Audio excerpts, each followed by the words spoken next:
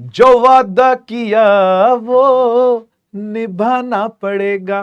Summary lecture लेकर के इसलिए आ गया हूं क्योंकि आप लोगों से वादा किया था कि उड़ान बैच के अंदर जितने भी चैप्टर्स मैं पढ़ाऊंगा सबको समराइज कर दूंगा थोड़े से समय के अंदर अंदर। और मेरा समरी लेक्चर सिर्फ कोई थ्योरी लेक्चर नहीं होगा भाई, इसमें आपको न्यूमेरिकल भी मिलेंगे और यस, इतने ही न्यूमेरिकल मिलेंगे कि जो आपके रिवीजन के बहुत काम आने वाले हैं। तो यस, जब भी आपको रिवीजन करने आना हो, ये एक लाइब्रेरी आपके लिए तैयार कर रहा हूं मैं, ठीक है।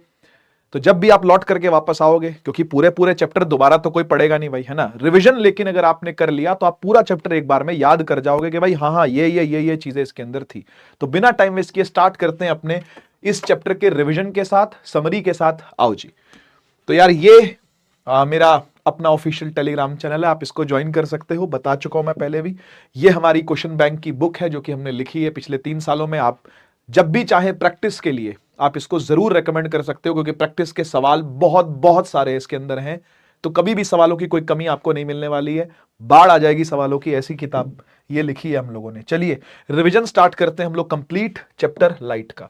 शुरू करते हैं यार रिफ्लेक्शन के लॉज के साथ। वैसे तो देखो और चीजें भी आएंगी, इमेज क्या होता है, ऑब्जेक्ट क्या होता है, वो सब, लेकिन हम मुद्दे मुद्दे की बात लेकर के आ रहे हैं।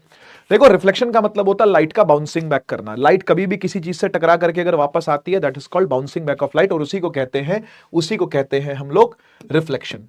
ठीक है जी, उसी का नाम है रिफ्लेक्शन। तो रिफ्लेक्शन कोई अगर आपसे पूछे तो आप क्या बोलोगे? Bouncing back of light when it hits a polished surface like a mirror. ठीक है, अब लॉज दो है रिफ्लेक्शन के। पहला है कि जब भी लाइट आकर के किसी मिरर पर गिरेगी, है ना, तो ये टकरा करके वापस जाएगी, तो जितना भी एंगल ऑफ इंसिडेंस होगा उतना ही एंगल ऑफ रिफ्लेक्शन होगा। ये दोनों एंगल क्या होंगे? सेम होंगे, है ना। Angle of incidence is equal to angle of reflection. और दूसरी चीज क्या थी? दूसरी चीज थी कि इंसिडेंट रे, रिफ्लेक्टेड रे और नॉर्मल। इंसिडेंट रे कहां है? ये रही। रिफ्लेक्टेड रे कहां है? ये रही। और इसको बोलते हैं नॉर्मल। ये तीनों की तीनों चीजें सेम प्लेन पर एग्जिस्ट करती हैं। ये वाले प्लेन की बात हो रही है, नीचे मिरर की बात नहीं हो रही है। दो तरीके के आपको स्फेरिकल मिरर दिए जाते हैं, एक का नाम होता है कॉनकेव मिरर, एक का नाम होता है कॉन्वेक्स मिरर। लाइट हमेशा इस तरफ चलेगी जहां पर रिफ्लेक्टिंग सरफेस होगा। इसका इनर साइड रिफ्लेक्टिंग है, इसका आउटर साइड यानी ये वाला साइड इसका रिफ्लेक्टिंग है, और इसका ये अंदर वाला साइड जो है वो मिरर की तरह से काम करता है। ठीक है ना, तो इन्हीं पर आकर के लाइट गिरेगी। मुद्दे की बात ये है।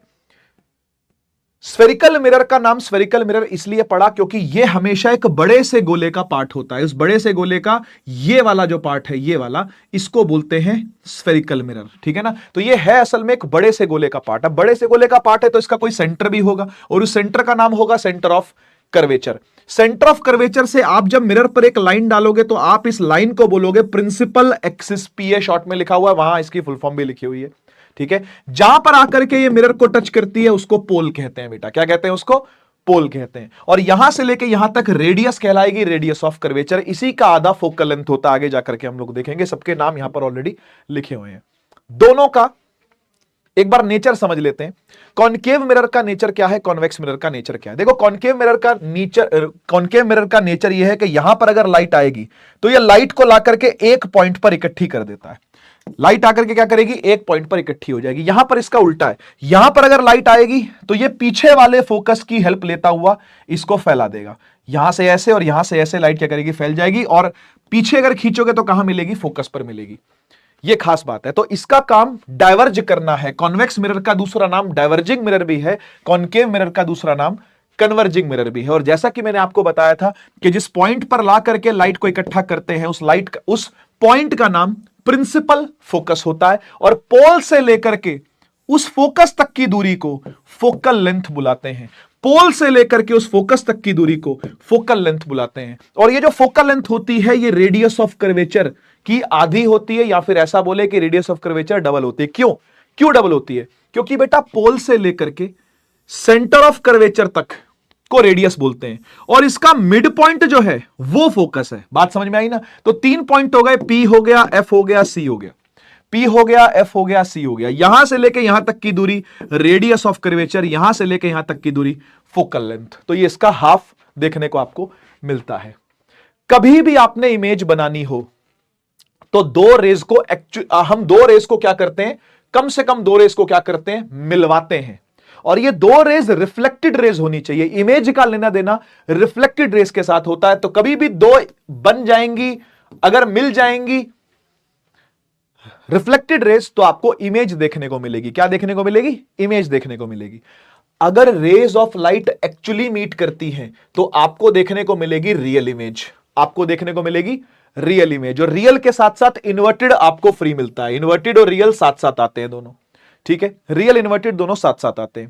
अगर rays of light appear to meet है, यानी जबरदस्ती खींच के मिलवानी पड़ती है, तो इसको हम लोग बुलाते हैं वर्चुअल। इसे हम लोग क्या बुलाते हैं? वर्चुअल। वर्चुअल के साथ आपको इरेक्ट जो है वो फ्री मिलता है। इरेक्ट का मतलब होता है सीधा खड़ा होना, तो इमेज हमेशा सीधी खड़ी आपको दिखेगी, यानी वर्चुअल के साथ आपको इरेक्ट जो है वो फ्री में मिलेगा। आगे जाकर के बहुत सारे ऐसे केसेस हम देखेंगे, टेंशन मत लो आप। सबसे पहले हम लोग रूल्स पर आते हैं। कॉनकेव मिरर की इमेज कभी भी आपको बनानी हो, 4 रूल आपने ध्यान रखने हैं। पहला रूल है कि अगर लाइट सीधी गई है तो टकरा करके फोकस से जाएगी, आप चेक कर सकते हो। सीधी गई है तो टकरा के फोकस से। दूसरा है फोकस से गई है तो टकरा के सीधी हो जाएगी, फोकस से गई है तो टकरा के सीधी हो जाएगी। दोनों कन्वर्स रूल हैं, आप चेक कर सकते हो। तीसरा, अगर आप सी से डालते हो तो सी से ही इसकी वापसी हो जाएगी, आना जाना सेम पाथ पर, आना जाना सेम पाथ पर, ठीक है ना। सी से डालने पर टकरा के सी से ही वापस आएगी। और जब आप इसको पी फॉर पोल पर डालोगे तो जितने एंगल पर डालोगे उतने ही एंगल से रिटर्न वापस आएगी, आप चेक कर सकते हो, ठीक है ना। एंगल आई एंगल आर क्या होते हैं? इक्वल होते हैं। वैसे तो एंगल आई एंगल आर सब जगह इक्वल होते हैं, पर इसको याद करने के लिए ऐसा बता दिया जाता है कि एंगल आई एंगल आर यहां पर क्या है? इक्वल है। ये सारे के सारे केस एक ही पेज पर लेकर के आया क्योंकि रिवीजन हो रहा है।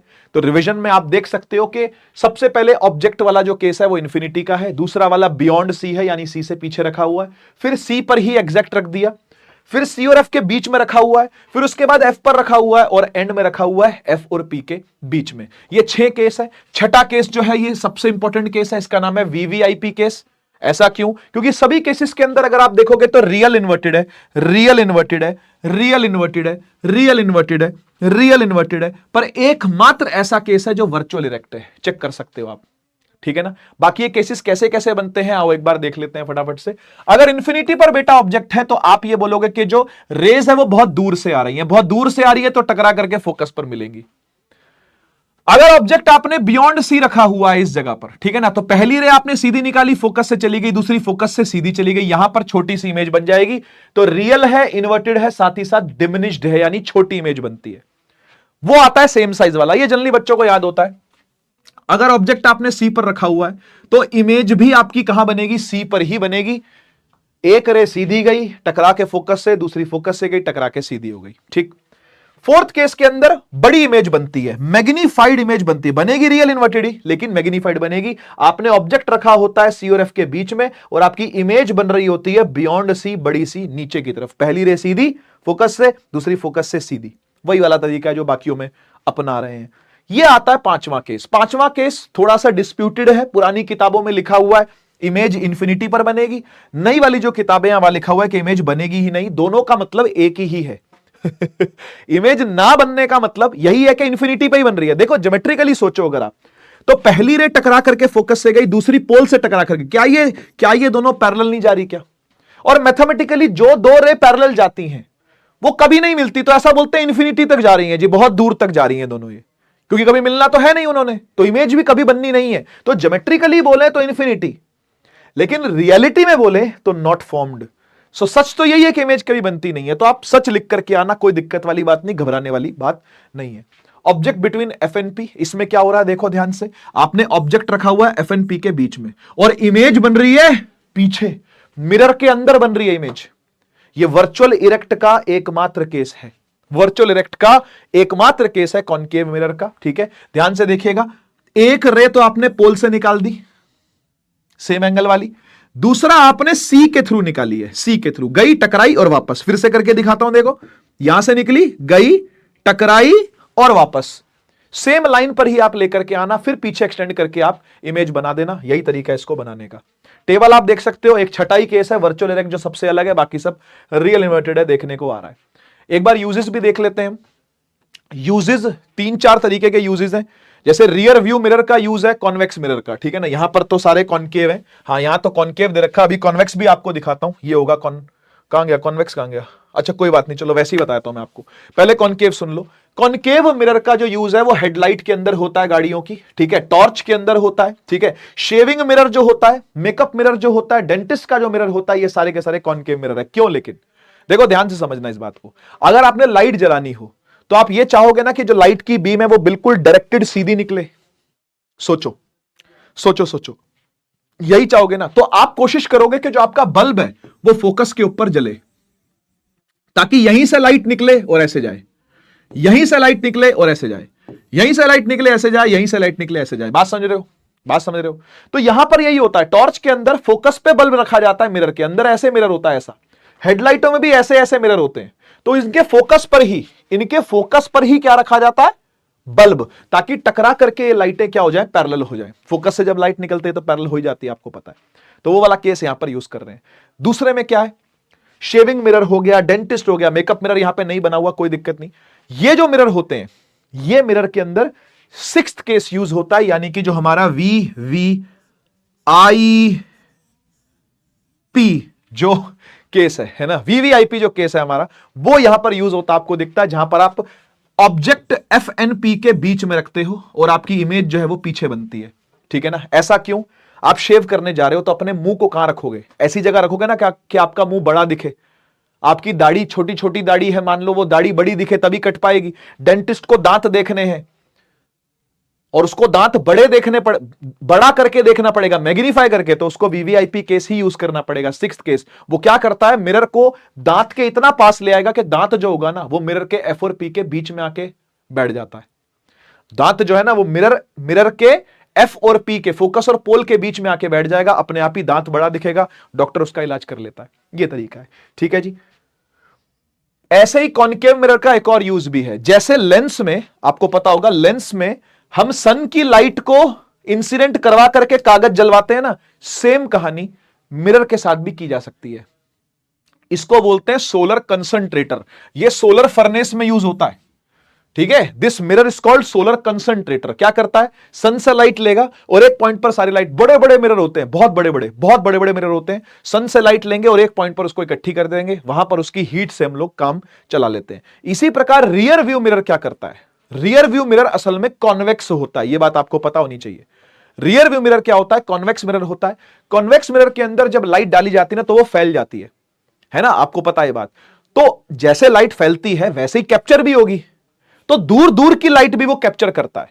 तो बोलते हैं वाइड फील्ड ऑफ व्यू बनाएगा कौन? Convex mirror. इसलिए उसको रियर व्यू मिरर, यानी गाड़ी के जो साइड के कान होते हैं, ये वाले, गाड़ी के जो साइड के कान होते हैं, ये वाला कान, ये वाला कान, इधर भी मिरर लगा होता है बीच में, 3 मिरर होते हैं ना, साइड वाले और बीच वाला, ये तीनों ही कॉन्वेक्स मिरर होते हैं, ताकि पीछे का पूरा स्ट्रीट का व्यू दिख सके जो ड्राइवर चला रहा है गाड़ी। ठीक, ये आ गया जी कॉन्वेक्स मिरर। अब कॉन्वेक्स मिरर की बात कर लेते हैं। रे सीधी आई तो वही वाली कहानी है कि फोकस से होती हुई फैल जाएगी। देखा था ना, ऐसे रे आई थी, ऐसे रे आई थी और ऐसे चली गई थी। दूसरा केस क्या है? फोकस पर रे आएगी तो सीधी हो जाएगी। कन्वर्स रूल है उसका, बिल्कुल उल्टा। ठीक है। तीसरा क्या है? सी की तरफ डालोगे तो वापस निकल जाएगी, एकदम वही रूल है, सेम टू सेम। पोल पर डालोगे तो जितने एंगल पर डालोगे उतने एंगल से चली जाएगी। वही 4 रूल जो कॉनकेव में थे वही कॉन्वेक्स में भी है, बस यहां पे थोड़ा अलग स्टाइल से लगते हैं, स्टाइल डिफरेंट है। ठीक है। अब 2 केस बनते हैं इसमें, एक इंफिनिटी वाला केस, एक फाइनाइट डिस्टेंस वाला केस। 2 ही केस है, जैसे उसमें 6 केस थे ना, इसमें 6 नहीं, इसमें 2 ही केस है। पहला इंफिनिटी, इंफिनिटी से लाइट आ रही है तो कैसी आएगी? पैरेलल आएगी। ठीक है ना? और उसके बाद ये फैलेगी कैसे? पीछे वाले फोकस का इस्तेमाल करके, पीछे वाले फोकस का इस्तेमाल करके, ऐसे। ठीक है। तो लाइट लाए फैला दी, लाइट लाए फैला दी, बस। पीछे खींचोगे तो फोकस पर आपको इमेज मिलेगी। तो लिखा हुआ इमेज कहां बन रही है? एफ पर। वर्चुअल है, इरेक्ट है, हाईली डिमिनिश्ड है। मैं इसको प्यार से वेद बुलाता हूं। जो बच्चे मुझसे पढ़ रहे हैं ऑलरेडी वो इस बात को जानते होंगे कि सर इसको वेद बुलाते हैं। वेद फुल फॉर्म क्या है? Virtual, erect, diminish. यहां पर भी यही हो रहा है, देखो, वर्चुअल है, इरेक्ट है और डिमिनिश्ड है, वेद बनता है। याद रखोगे, कॉन्वेक्स मिरर मतलब वेद, कॉनकेव लेंस मतलब भी वेद ही है, वहां पर भी देखना भी वेद ही बनेगा। ठीक है। अब ऑब्जेक्ट आता है फाइनाइट डिस्टेंस पे। यहां क्या था? इंफिनिटी था, मतलब बहुत दूर से लाइट आ रही थी। यहां दूर से नहीं आ रही, यहां पास से आ रही है। पास से आ रही है तो आपने ऑब्जेक्ट को सटा के रख दिया। ठीक है। अब ध्यान से देखना, पहली रे आपने निकाली सीधी, ऐसे चली गई टकरा करके, दूसरी वाली पोल पर डाली, सेम एंगल से गई, आपने इसको भी आगे एक्सटेंड किया, इसको भी किया, और यहां पर आपको इमेज मिल जाएगी छोटी सी। फिर से देखो, वर्चुअल, इरेक्ट और डिमिनिशी मिल रही है, पर यह मिलती है बिटवीन एफ एंड पी और वो मिलती है सीधा एफ पर। यह डिफरेंस है थोड़ा सा दोनों के बीच में। आ गया ना। रियर व्यू, रियर व्यू क्या करता है, आपको वाइडर फील्ड ऑफ व्यू देता है और सीधी इमेज दिखाता है। बाकी सब तो उल्टी दिखा रहे थे, एक खाली वो सिक्स्थ केस को छोड़ दो। तो सिक्स्थ केस होने के लिए तो आपको पता भाई, आपको लगेगा कि sixth case concave mirror use कर सकते हैं। कॉनकेव मिरर यूज नहीं कर पाएंगे रियर व्यू, क्यों? क्योंकि ऑब्जेक्ट को बहुत पास आना पड़ेगा सीधा दिखने के लिए, अदरवाइज ऑब्जेक्ट उल्टा दिखता रहेगा आपको। तो कॉनकेव मिरर कभी यूज नहीं होते। अब बच्चा बोलता है प्लेन मिरर यूज कर लो, तो पहली बात तो प्लेन मिरर आपके सिलेबस में नहीं है। वो तो चलो हम जब लेक्चर करवाते हैं तो उसके अंदर हम बहुत कुछ करवा देते हैं।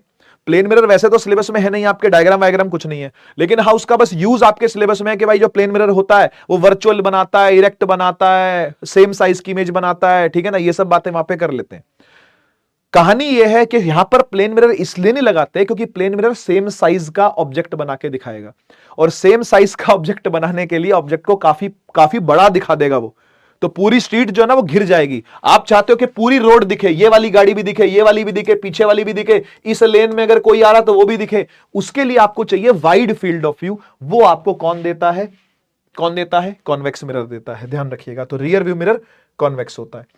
आते हैं हम लोग साइन कन्वेंशन पर, क्योंकि न्यूमेरिकल भी हम लोग सीखेंगे ऑब्वियसली, क्योंकि ऐसा कोई रिवीजन लेक्चर नहीं होता जिसके अंदर सब थ्योरी थ्योरी पढ़ा दी जाए, बोलते जाएं खाली, ठीक है ना, और कुछ करके ना दिखाएं बच्चे को, कोई मतलब नहीं है ऐसे किसी रिवीजन लेक्चर का।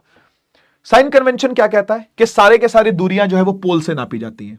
पोल से लेफ्ट आने पर नेगेटिव होगा, पोल से राइट जाने पर पॉजिटिव होगा, ऊपर जाने पर पॉजिटिव होगा, नीचे जाने पर नेगेटिव होगा, जैसा एक कार्टेशियन प्लेन में होता है ना भाई। कार्टेशियन प्लेन में क्या होता है, ये एक्स एक्सिस, ये वाई एक्सिस, है ना, प्लस माइनस और प्लस माइनस। वही कहानी यहां पर भी है, जो इसका ओरिजिन होता है वही पोल है, खत्म, ठीक है। एक्स एक्स, और ये यहां पर एच ओ है, ये हाइट ऑफ ऑब्जेक्ट है, ये क्या है, हाइट ऑफ इमेज है। हाइट ऑफ इमेज जनरली नीचे की तरफ आती है अगर रियल इन्वर्टेड बनती है, तो इन्वर्टेड बनेगी तो रियल नीचे आएगी, और रियल के साथ इन्वर्टेड ही आता है तो हाइट ऑफ इमेज तब नेगेटिव ली जाएगी, ध्यान रखना। लेकिन हाइट ऑफ ऑब्जेक्ट क्या लेते हैं, पॉजिटिव, क्योंकि हमने हमेशा देखा है कि ऑब्जेक्ट ऊपर खड़ा रहता है ऐसे। हमने हमेशा देखा कि ऑब्जेक्ट ऊपर की तरफ खड़ा होता है, बात खत्म, ठीक है ना। तो आपको हाइट ऑफ ऑब्जेक्ट क्या लेनी पड़ती है, पॉजिटिव। अब आते हैं भाई मिरर फॉर्मूला पर। आपका जो मिरर फॉर्मूला है वो है 1/f is equal to 1/v plus 1/u, बीच में प्लस का साइन आता है, ध्यान रखिएगा, ठीक है। f मतलब फोकल लेंथ है, v मतलब इमेज का डिस्टेंस पोल से, u मतलब ऑब्जेक्ट का डिस्टेंस पोल से। ये कैसे लिया जाता है, देख, ये पोल है, पोल से लेकर के जहां तक ऑब्जेक्ट आता है इसे बोलते हैं u, ऑब्जेक्ट डिस्टेंस। पोल से लेकर के जहां भी इमेज आ रही है उसे बोलते हैं v, इमेज डिस्टेंस। और पोल से लेकर के जहां f आ रहा है, अब ये कॉनकेव मिरर है तो f लेफ्ट साइड पर आएगा, फोकल लेंथ कहेंगे। कॉन्वेक्स मिरर में राइट साइड पर फोकल लेंथ होती है। तो फोकल लेंथ का साइन जो है वो यहां से डिसाइड होगा कि मिरर कौन सा है। अगर मिरर कॉनकेव है फोकल लेंथ नेगेटिव, अगर मिरर कॉन्वेक्स है फोकल लेंथ पॉजिटिव, सीधी सी बात है, ठीक है। u के बारे में एक बात कही जा सकती है कि ये ऑलवेज नेगेटिव है। Object distance is always negative, क्यों? क्योंकि ऑब्जेक्ट आपको हमेशा लेफ्ट में ही, खत्म बात, है ना, समझ गए होगे। मैग्निफिकेशन की बात कर लेते हैं। मैग्निफिकेशन का मतलब होता है रेशियो निकालना, किसका, इमेज कितनी बड़ी या कितनी छोटी या बराबर है ऑब्जेक्ट के मुकाबले। तो ऊपर रखते हैं इमेज का रेशियो और नीचे रखते हैं ऑब्जेक्ट का रेशियो, ऑब्जेक्ट की हाइट का रेशियो। तो हाइट ऑफ इमेज ऊपर, हाइट ऑफ इमेज ऊपर, हाइट ऑफ ऑब्जेक्ट नीचे, ठीक है। एक और फॉर्मूला है जो कि आपको याद करना पड़ता है, it is -v/u। 12th class में आएगी इसकी डेरिवेशन, 10th में नहीं है, ठीक है। v क्या है, इमेज डिस्टेंस, u क्या है, डिस्टेंस, माइनस का साइन इनबिल्ट आया हुआ है पहले से, ऐसा कैसा याद करना पड़ता है आपको ये, ठीक है। फिर हम लोग लेकर के आते हैं अपने हथियारों को, यानी कि वेपन्स। किस काम आएंगे, नेचर निकालने के काम आएंगे। मैग्निफिकेशन से नेचर पता करो। नेचर क्या, केस पता भी कर सकते हो आप, तो क्या कुछ नहीं पता कर सकते हो आप अगर आपको ये वेपन आते हैं तो चलाने। वेपन क्या कहता है, m अगर 1 और 0 के बीच में होगा तो डिमिनिश्ड, m अगर 1 के बराबर होगा तो सेम साइज, बड़ा होगा तो एनलार्ज्ड, m की वैल्यू अगर पॉजिटिव है तो वर्चुअल इरेक्ट और नेगेटिव है तो रियल इन्वर्टेड आएगा। बस ये आपको ध्यान रखना है। ये आप अप्लाई करते हो जब देखोगे तब आपको असली मजा आएगा कि सर वाह यार मजा आ गया यार, क्या चीज अप्लाई होने जा रही है। लेंसेज पर आते हैं बेटा। दो तरह के लेंस होते हैं, एक का नाम होता है कॉन्वेक्स जो बीच में से मोटा है, एक का नाम है कॉनकेव जो बीच में से पतला है। केव का मतलब होता है गुफा, और गुफा देखो दोनों तरफ से है, अंदर धसी हुई, यहां से भी देखो अंदर धसी हुई, तो ऐसा लग रहा है केव में घुस रहे हैं, ऐसा लग रहा है केव में घुस रहे हैं। याद करने का तरीका बेटा, और कुछ नहीं, ठीक है। अब देखो किसी भी लेंस के पास दो फोकस होते हैं और दो सेंटर होते हैं जिनको 2f बुलाया जाता है। सर ये दो कैसे हो गए? क्योंकि बेटा ये स्फेरिकल लेंसेज हैं। स्फेरिकल लेंसेज का मतलब होता है जैसे ये एक कर्वेचर आपको दिख रहा है ना, तो ये कर्वेचर भी तो पूरा गोला घूमेगा, और जैसे ये कर्वेचर बना हुआ है तो ये भी तो अपना पूरा गोला घूमेगा, हाँ या ना? क्या दो गोले दिख रहे हैं आपको? हाँ सर दिख रहे हैं। क्या ये लेंस दो गोलों का पार्ट है? हाँ सर दो गोलों का पार्ट है। और दो गोलों का पार्ट होगा तो दो दो सेंटर भी होंगे, उन सेंटरों को 2f कहा जाता है। सेम कहानी यहां पर भी है कॉनकेव के साथ। ये देख, एक ये गोला और एक ये गोला, दो दो सेंटर हैं, दो दो सेंटर हैं, क्या बुलाएंगे? 2f बुलाएंगे। क्या बुलाएंगे? 2f बुलाएंगे। सही है। अब दोनों तरफ के 2f जब जुड़ जाते हैं आपस में तो प्रिंसिपल एक्सिस होती है ना, और जहां पर ये लेंस को काट रहे होते हैं उसको बोलते हैं ऑप्टिकल सेंटर O। ठीक है। मिड पॉइंट ले लोगे तो फोकस आ जाएगा, मिड पॉइंट ले लोगे वो तो आपको पता ही है, सेंटर और बीच से मिड पॉइंट आपका फोकस ही होगा। अब जैसे पोल काम करता था मिरर में, वैसे ही O ऑप्टिकल सेंटर काम करता है, ऑप्टिकल सेंटर काम करता है लेंस में। ध्यान रखना, फिर आपको सारी कहानी रिलेट होने लगेगी जो जो जो मिरर में आपने पढ़ी थी। ठीक है ना, वो सारी कहानी आपको रिलेट होगी जो आपने मिरर में पढ़ी थी कि ऑप्टिकल सेंटर ही यहां का जीरो है नंबर लाइन का। इससे राइट जाने पर सब पॉजिटिव, लेफ्ट आने पर सब नेगेटिव, ऊपर जाने पर सब पॉजिटिव, नीचे आने पर सब नेगेटिव। यहां पर भी वही कहानी है। ठीक है। अब नेचर डिस्कस करते हैं। देखो कहानी यह है कि सर यहां तो दो दो फोकस हैं, तो हम किस फोकस को असली फोकस माने? किस फोकस से हम लोग लाभ लेंगे? फोकल लेंथ जब लेंगे पॉजिटिव या नेगेटिव तो किस हिसाब से लेंगे? मेरे भाई तूने कुछ नहीं करना, तूने लाइट डाल के देखनी है। आप लाइट डालो, आप जैसे ही कॉन्वेक्स लेंस पे लाइट डालते हो, पता क्या करता है? ये लाइट को ला करके मिला देता है एक पॉइंट पर, और जैसे ही आप यहां पे लाइट डालते हो ये फैला देता है।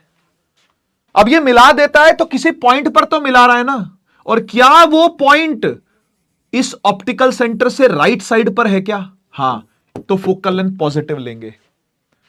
और जब आपने ला करके इसको फैलाया तो इसको पीछे एडजस्ट करके देखोगे तो आपको पीछे एक फोकस मिलेगा, और ये पीछे वाला फोकस है ये लेफ्ट साइड पर है मेरे भाई, ये लेफ्ट साइड पर है। लेफ्ट साइड पर है तो फोकल लेंथ क्या लोगे बेटा? नेगेटिव लोगे। फोकल लेंथ क्या लोगे? नेगेटिव लोगे। तो याद रखना, कॉन्वेक्स में फोकल लेंथ पॉजिटिव लेते हैं, कॉनकेव में फोकल लेंथ नेगेटिव लेते हैं। इतनी छोटी सी बात है। आगे चलते हैं। अब हमें इमेजेस बनानी है तो रूल्स सीखते हैं। पहले कॉन्वेक्स लेंस की इमेजेस बनाते हैं। ठीक है। रूल नंबर 1 यह है कि अगर आपने सीधी लाइट डाली तो बेंड होकर के उधर वाले फोकस से जाएगी। अगर आपने फोकस पे डाली तो बेंड होकर के सीधी हो जाएगी। अगर आपने ओ पर डाली तो कोई बेंडिंग ही नहीं होती है, कोई रिफ्रैक्शन ही नहीं होगी, सीधी सीधी लाइट निकल जाती है। कहानी ये कहती है। केस पर आते हैं, ये केस यूज करके अब काम करेंगे। ठीक है, फटाफट से। सबसे भाई देखो 6 केस है। इंफिनिटी ऑब्जेक्ट है, 2f से बियॉन्ड है, 2f पे खड़ा है, 2f f के बीच में खड़ा है, f पर खड़ा है ना, और between o and f। Again एक वीवीआईपी केस है। सर क्यों, इसको क्यों वीवीआईपी कह रहे हो? इधर देख क्या लिखा है, वर्चुअल इरेक्ट। बाकी सारे real inverted, real inverted, real inverted, real inverted, real inverted है। चेक कर ले, चेक कर ले, फर्क दिख रहा है, फर्क साफ है। ठीक है, आइए अब एक एक करके सबको शुरू करते हैं। ऑब्जेक्ट इन्फिनिटी पर है तो बेटा पैरेलल रेज आएंगी और ला करके ये फोकस पे मिला देगा, तो इमेज कहां बनेगी? फोकस पर बनेगी। लिखा हुआ इमेज एट f2। ठीक है। रियल इन्वर्टेड, रियल इन्वर्टेड तो है, रियल तब होती है जब रियल में आके मीट कर रही हो, तो रियल में आके मीट कर रही है ना, इसलिए रियल है। और रियल के साथ इन्वर्टेड फ्री मिलता है आपको, तो उल्टी इमेज बनती है यहां पर, ऐसे ऐसे उल्टी बनेगी इमेज, ऑब्जेक्ट की उल्टी इमेज बनेगी। ठीक है। और हाईली डिमिनिश है, बहुत छोटी बनती है, पॉइंट साइज बन रही है, देख लो आप। फिर आता है बियॉन्ड 2f1। 2f1 से पीछे रखोगे, f2 टू f2 के बीच में बनेगी छोटी सी, रियल है, इन्वर्टेड है, डिमिनिश्ड है। 2f पर आ जाओ, 2f पर रखोगे तो 2f पर ही बनेगी, सेम साइज की बनती है ये, बाकी रियल इन्वर्टेड है। 2f f के बीच में रखोगे अगर आप तो बड़ी सी इमेज बनेगी, पीछे को एनलार्ज्ड है, देख लो, और रियल इन्वर्टेड भी है। ठीक है।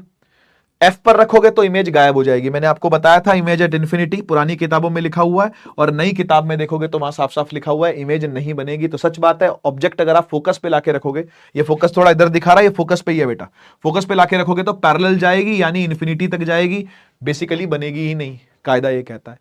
छठा केस बहुत अच्छा है। छठे केस में क्या कर रहे हैं, असल में मैग्नीफाइंग ग्लास जो काम करता है ना, वो काम हो रहा है। ये मैग्नीफाइंग ग्लास वाला काम है। आप जब डिक्शनरी पढ़ते हो या कोई छोटे छोटे लेटर्स पढ़ रहे होते हो, आपको सीधी आंखों से नहीं दिखते, तो आप मैग्नीफाइंग ग्लास का यूज करते हो ना।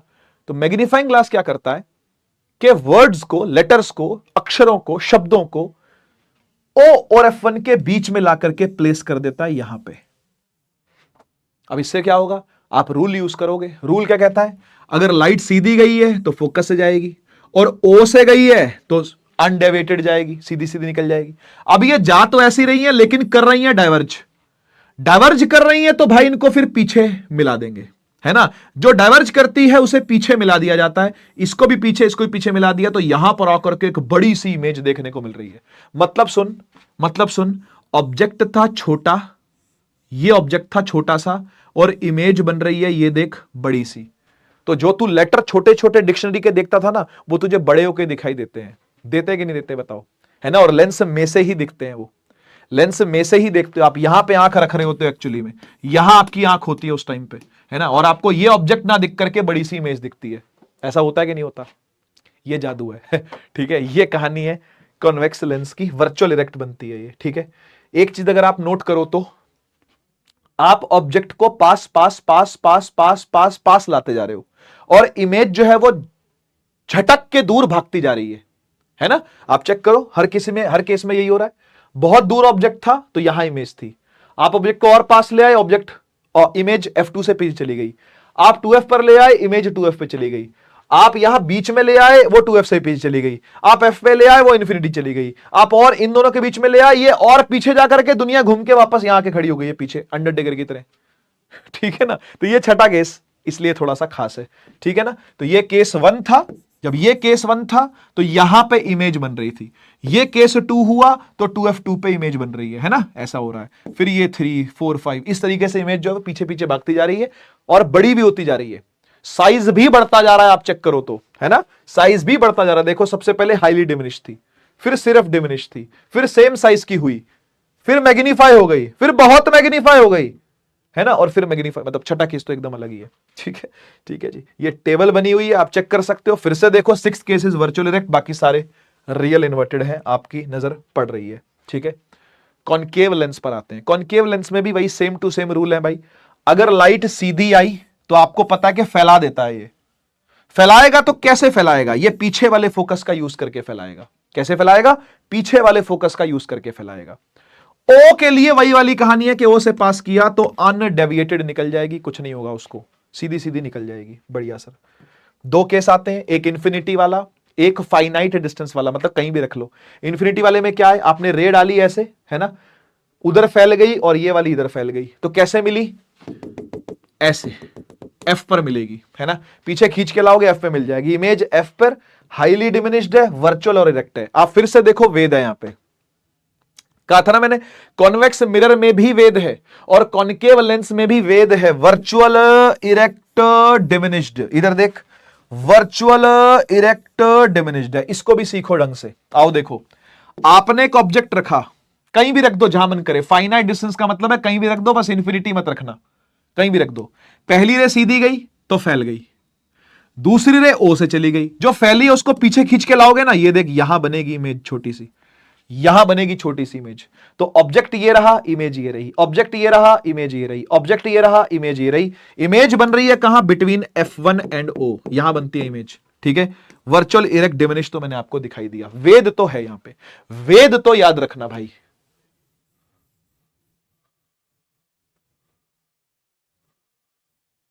वेद तो रहेगा, वर्चुअल इरेक्ट डिमिनिश तो यहां पे भी है।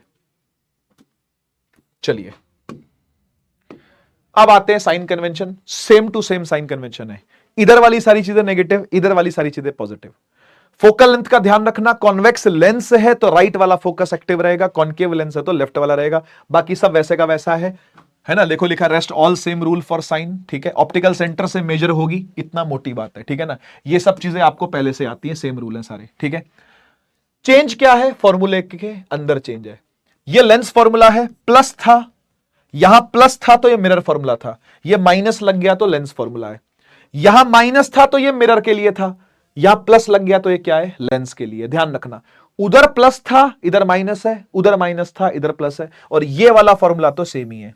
इस फॉर्मूले में तो कोई चेंज नहीं है, HI/HO तो वैसा ही रहेगा क्योंकि वो डेफिनेशन है, वो तो परिभाषा है, वो तो वैसी ही रहेगी। डन। अब कुछ मिसलेनियस टॉपिक्स पर आ जाते हैं, जैसे पावर ऑफ द लेंस। देखो लेंस की पावर का मतलब होता है कि लेंस कितना ज्यादा मोड़ दे रहा है लाइट को। जैसे मान ले एक लेंस है जिसने लाइट को ऐसे मोड़ा और एक लेंस है जिसने लाइट को ऐसे मोड़ा, तो किसने लाइट को ज्यादा मोड़ा?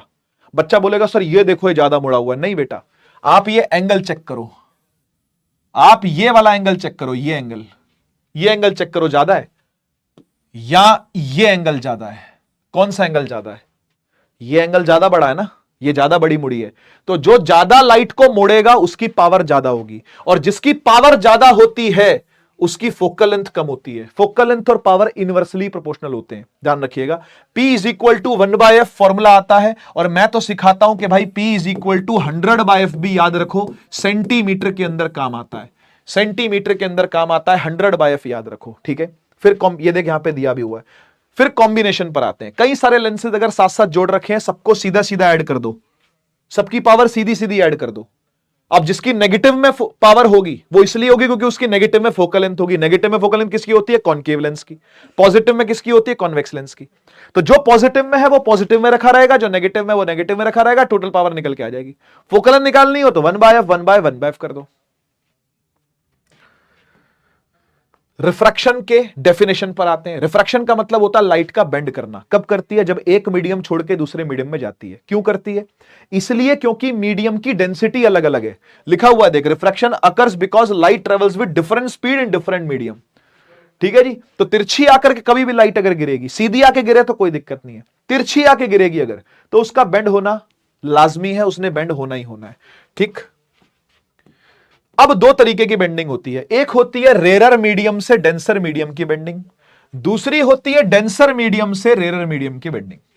अगर रेरर से डेंसर जा रहा है, अगर रेरर से लाइट डेंसर में जा रही है तो it will bend towards normal, ये नॉर्मल की तरफ मुड़ जाएगी, ये सीधी नहीं जाएगी। ये सीधी है ना, सीधी नहीं जाएगी, सीधी नहीं जाएगी, bend towards normal.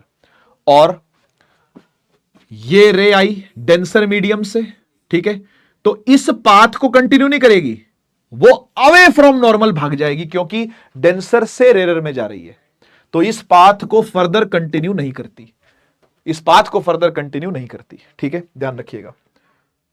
Refractive index पर आ जाते हैं। देखो, रिफ्रैक्टिव इंडेक्स होता है वेलोसिटीज का रेशियो। जैसे मान लो मैंने लिखा refractive index of 2 with respect to 1, तो 2 विद रिस्पेक्ट टू 1 को मैं ऐसे लिखूंगा, refractive index of 2 with respect to 1, N21 लिखेंगे इसको। और N12 लिखा हुआ है का मतलब क्या है? ये है refractive index of 1 with respect to 2। ठीक है, वैसे यहां कुछ मिस प्रिंटिंग है, मैं इसको ठीक कर देता हूं। ये 2 है, ये 1 है,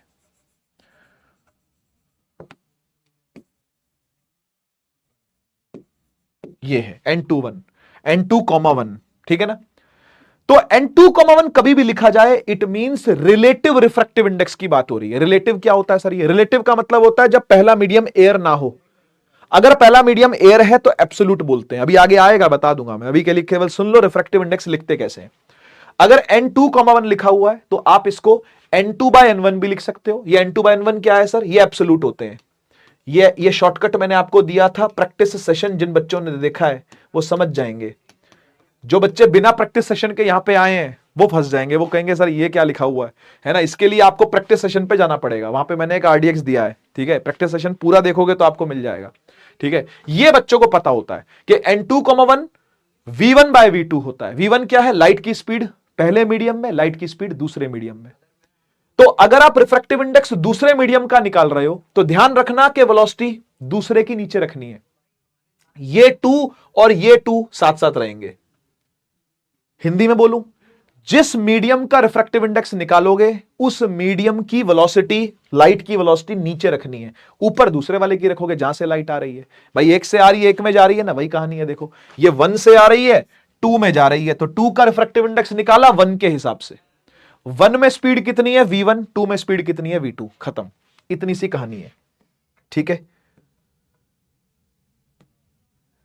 ये आ गया एब्सोल्यूट रिफ्रैक्टिव इंडेक्स। इसका मतलब क्या होता है? इसका मतलब होता है कि पहला मीडियम एयर है भाई, या फिर वैक्यूम है, एक ही बात होती है। वैक्यूम एयर में कोई फर्क नहीं है जब तक आप लाइट चैप्टर पढ़ रहे हो।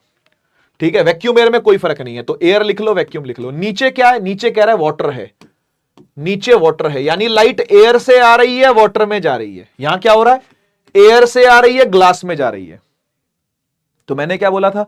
जिसमें लाइट घुसती है उसी का रिफ्रैक्टिव इंडेक्स निकाला, जाता है और उसी की वेलोसिटी को नीचे रखा जाता है। सिंपल सा रूल याद कर लो, जिसमें लाइट घुसती है उसी का रिफ्रैक्टिव इंडेक्स निकलता है, उसी की वेलोसिटी नीचे रखी जाती है। यहां पर भी ऐसा ही है, वाटर में लाइट घुस रही है, हां, वाटर का रिफ्रैक्टिव इंडेक्स निकल रहा है, हां, वेलोसिटी भी किसकी रखी हुई है, वाटर की नीचे रखी हुई है। ऊपर क्या है, एयर की वेलोसिटी, एयर में जो लाइट की वेलोसिटी होती है सी की वैल्यू याद है, सी की वैल्यू होती है बेटा 3 × 10⁸ मीटर पर सेकेंड। मुझे लगता है सबको याद होगी, ये एयर वैक्यूम के अंदर स्पीड की बात हो रही है लाइट की, ठीक है जी। तो इस तरीके से आप कर पाओगे। अब आते हैं ग्लास स्लैब पर। अगर आप रेयर मीडियम से डेंसर मीडियम में जा रहे हो, तो आप जब नॉर्मल बनाओगे तो ये पाओगे कि भाई ये लाइट इस पर ट्रेवल नहीं कर पाई, इस पाथ पर आगे नहीं बढ़ पाई, ये बेंड हो गई टुवर्ड्स द नॉर्मल, स्मॉल आ रही है, ये आई है, ठीक है। तो लाइट ऐसे चली गई, फिर यहां पर गिरी तो यहां पर भी आपने क्या किया, नॉर्मल बनाया। उसके बाद आपने ये पाया कि इस पाथ को भी ट्रेवल नहीं कर पाई, वो अवे फ्रॉम नॉर्मल बेंड हो गई। इसको बोलते हैं एंगल ऑफ इमरजेंस, इसे बोलते हैं एंगल ऑफ रिफ्रैक्शन, इसे बोलते हैं एंगल ऑफ इंसिडेंस। ये होता है इंसिडेंट रे, ये है रिफ्रैक्टेड रे, ये है इमरजेंट रे, ER, ठीक है जी। और ध्यान रखना कि E और I इक्वल होते हैं, देख यहां पे लिखा भी हुआ है, E और I इक्वल होते हैं, और इंसिडेंट रे इमरजेंट रे हमेशा पैरेलल होगी। इंसिडेंट रे ये रही, इमरजेंट ये रही, हमेशा पैरेलल रहेंगी। और इनके बीच की जो दूरी होती है, ये वाली दूरी, इस दूरी को बोलते हैं लेटरल डिस्प्लेसमेंट। ज्यादा सिलेबस में नहीं है इसके बारे में, आप बस इतना सुन लो कि लेटरल डिस्प्लेसमेंट, ये जो D है, D is called lateral displacement, lateral displacement. और ये डिपेंड करती है एंगल ऑफ इंसिडेंस पर, ये डिपेंड करती है एंगल आई पर, ये डिपेंड करती है रिफ्रैक्टिव इंडेक्स पर, ये डिपेंड करती है T फॉर थिकनेस पर। थिकनेस कितनी थिकनेस है, यहां से लेके यहां तक ये ग्लास स्लैब कितना थिक है, ठीक है। T फॉर थिकनेस,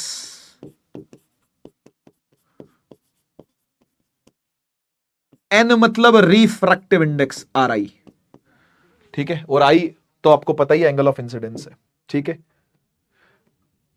लास्ट चीज पर आते हैं, लॉज ऑफ रिफ्रैक्शन। दो लॉ हैं भाई, पहला इंसिडेंट रे नॉर्मल, रिफ्रैक्टेड रे आई इस पाथ को आगे नहीं बढ़ा पाई, कहीं और से चली गई, तीनों सेम प्लेन में लाई करते हैं, ये हो गई एक बात। दूसरा, ratio of sine of angle of incidence to the sine of angle of refraction is always constant for a given pair of media and for a particular wavelength, for a given pair of media and for a particular wavelength.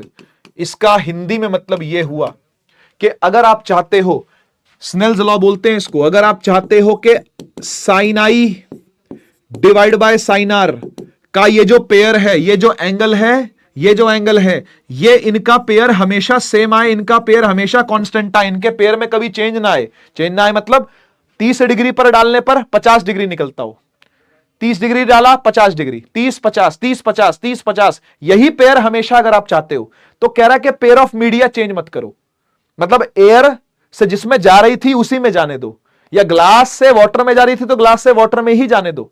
और दूसरा कह रहा है कि particular wavelength भी change नहीं करनी है, यानी लैम्डा भी चेंज नहीं करना, यानी कलर भी चेंज नहीं करना आपको लाइट का।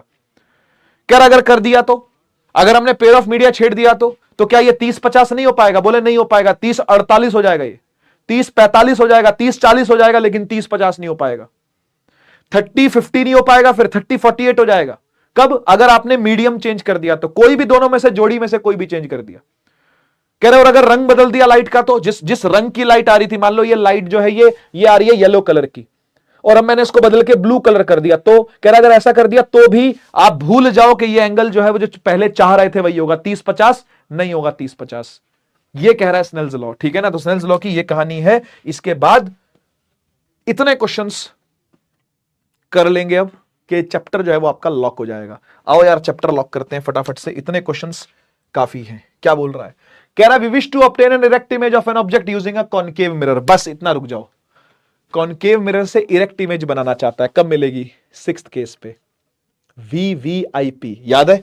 याद है, अभी अभी दिखाया था, अभी अभी दिखाया था VVIP केस।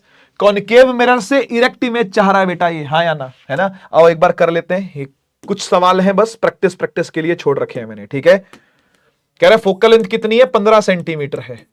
कह रहे what should be the range of the distance of the object from the mirror. कह रहा ऑब्जेक्ट को कहां लाके रखूं? बेटा 0 से लेके 15 तक लाके रखना पड़ेगा ना, यही तो VVIP केस है, यही तो VVIP है ना, कि पी एंड एफ के बिटवीन रखना है आपने, बिटवीन पी एंड एफ रखना है आपको। यही तो वीवीआईपी केस है कि 0 से 15 के बीच में रखो आप, ठीक है ना।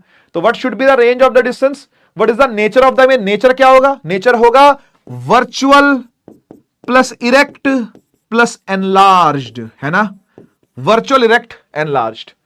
इज द इमेज लार्जर, हां जी लार्जर है, एनलार्ज का मतलब लार्जर ही होता है, बार बार क्यों पूछ रहा है, कह रहा ड्रॉ रे डायग्राम, ले भैया रे डायग्राम भी ले ले,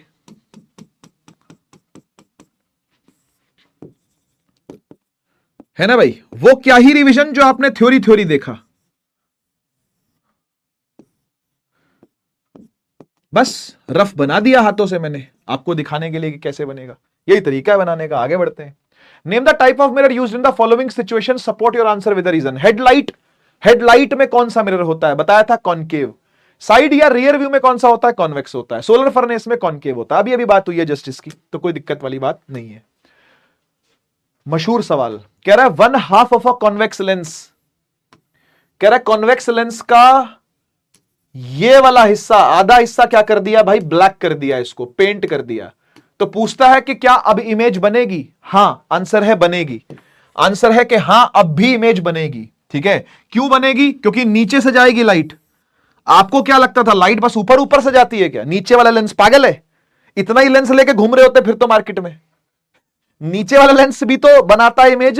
तो नीचे से लाइट जाएगी और जा करके अपना काम करेगी, अपने रूल लगाएगी और रूल लगा करके इमेज बनाएगी। सवाल आता है दूसरा, क्या इमेज पूरी बनेगी, आंसर है हां पूरी बनेगी। सबसे पहला सवाल है क्या इमेज फॉर्म होगी, आंसर है यस। क्या पूरी फॉर्म होगी, आंसर है यस। तो फिर फर्क क्या आएगा, फर्क क्या पड़ेगा, बोले कि 50% इंटेंसिटी कम हो जाएगी, आधी इंटेंसिटी की बनेगी, 50% इंटेंसिटी की बनेगी। क्यों, इमेजिन करके जब ये काला नहीं था तब इस ऑब्जेक्ट में से 1000 रे निकलती थी, 1000 रेज निकलती थी, और यहां तक कितनी पहुंचती थी, 1000 ही पहुंचेंगी बे। 1000 रेज ने मिलकर के ये इमेज बनाई थी पहले। अब आपने आधा काला कर दिया तो आधी रेज तो ब्लॉक हो जा रही है, ये वाली ब्लॉक हो गई, ये वाली भी ब्लॉक हो गई, ये वाली भी ब्लॉक हो गई। तो कितनी पहुंच पा रही है, 500 ही पहुंच पा रही है। तो थोड़ी डिम बनेगी लाइट, 50% इंटेंसिटी का मतलब है डिम इमेज बनेगी, 500 रेज ही पहुंच पा रही है। An object 5 centimetre length is held, draw, आजा। हाइट ऑफ ऑब्जेक्ट दे रखी है 5 सेंटीमीटर, प्लस लेते हैं क्या, हमेशा प्लस लेते हैं। 25 सेंटीमीटर अवे, यानी कि यू रखा हुआ है -25 centimetre away from a converging lens of focal length. Converging lens होता है बेटा कॉन्वेक्स मिरर, और कॉन्वेक्स मिरर के राइट वाला फोकस एक्टिव होता है, हमेशा याद करो। तो इसलिए फोकल लेंथ पॉजिटिव लेंगे, है कि नहीं, है कि नहीं, है कि नहीं, फोकल लेंथ पॉजिटिव लेंगे कॉन्वेक्स लेंस की, याद रखना हमेशा, ठीक है। उसके बाद कह रहा है रे डायग्राम ड्रॉ करो, पोजीशन निकालो, नेचर निकालो, आओ सब कुछ निकालते हैं फटाफट से। एम भी निकालने को बोल रहा है, हाइट ऑफ इमेज भी निकालने को कह रहा है। लगा दो लेंस फॉर्मूला, लगा दिया सर। माइनस माइनस प्लस 25, उधर जाके फिर माइनस हो जाएगा, तो 1/10 minus 1/25 is equal to 1/v। 25 10 का एलसीएम बेटा 50 ले लो आप, 10 पंजे 25 दूनी, 1/v, 5 में से 2 गए, 3/50, ये आ गया v, और v निकल के आ गया 50/3 सेंटीमीटर। अब m निकालेंगे तो माइनस वी बाई यू नहीं, प्लस वी बाई यू करना पड़ेगा, क्योंकि लेंस है ये।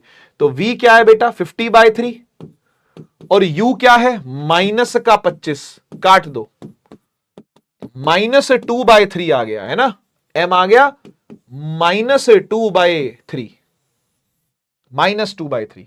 नेचर निकल जाएगा, माइनस का साइन वेपन्स का यूज करेंगे बेटा आप, है ना। माइनस का साइन क्या होता है, रियल इन्वर्टेड बताता है। 2/3 क्या बताता है, डिमिनिश्ड बताता है। देखो 1 से छोटा है ना, 2/3 क्या है, 1 से छोटा। m जो है वो 1 और 0 के बीच में बैठा है, 2/3 का ये मतलब है, ठीक है। और हाइट ऑफ इमेज निकालने के लिए आप फिर से फॉर्म लगाओगे HI/HO, है ना। m क्या है -2/3, HI आपको नहीं पता, और HO क्या है 5, 5 दूनी 10, और हाइट ऑफ इमेज आ गई फिर 10/3 centimetre with a minus sign. ये आपका HI आ गया। आया समझ में, 3 फॉर्मूले लगाए हैं, एक लेंस फॉर्मूला, एक मैग्निफिकेशन का फॉर्मूला ये वाला V/U, और एक लगाया है HI/HO, ये वाला 3 फॉर्मूले लगाए हैं। आगे चलते हैं। कह रहा है कॉन्केव लेंस है जिसकी फोकल लेंथ 15 सेंटीमीटर है, इमेज फॉर्म करता है 10 centimetre away from the lens, how far is the object place from the lens, draw the रे डायग्राम। एक बात बताओ, सबसे पहले तो कॉन्केव लेंस इमेज बना रहा है, कॉन्वेक्स नहीं है, कॉन्केव है, तो इमेज किस साइड बनाएगा? आजा केस दिखाता हूं। कॉन्केव लेंस अगर इमेज बनाता है,